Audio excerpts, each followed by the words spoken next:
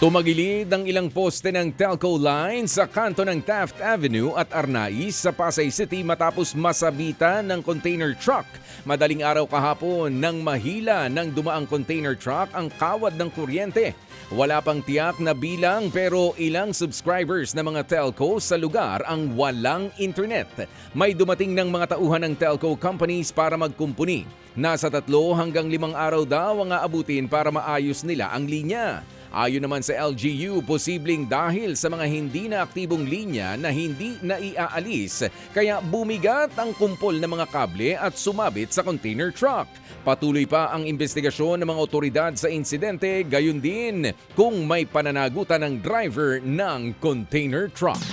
Natupok ang isang nakaparadang truck sa Tondo, Maynila. Sa laki ng apoy, nadamay din ang katabi nitong closed van. Ayon sa may-ari ng truck, pasado alas 11 ng umaga kahapon nang napansin niyang biglang sumiklab ang apoy. Agad naman silang humingi ng tulong sa mga bumbero. Naapula ang apoy sa loob ng 10 minuto. Kasalukuyan pang inaalam ang sanhi nito at kabuang halaga ng pinsala ng sunog.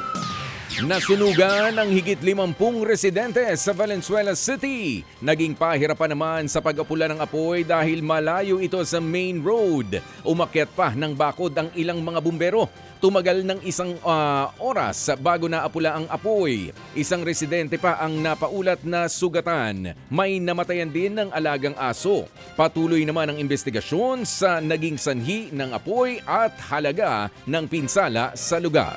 Mga kapatid, para sa iba pang mga balita at impormasyon, sundan niyo po kami sa X, Instagram, Facebook at syempre sa TikTok, True Network PH. Mag-subscribe din po kayo sa aming YouTube channel, True Network. May website din po tayo, truenetwork.ph, at pwede nyo rin po kaming mapanood sa Channel 19 ng aming True FM TV. Lagi pa rin makinig sa radyo dito po sa 105.9 True FM dahil ito, lagi po sa'yo, kapatid. Ito tayo sa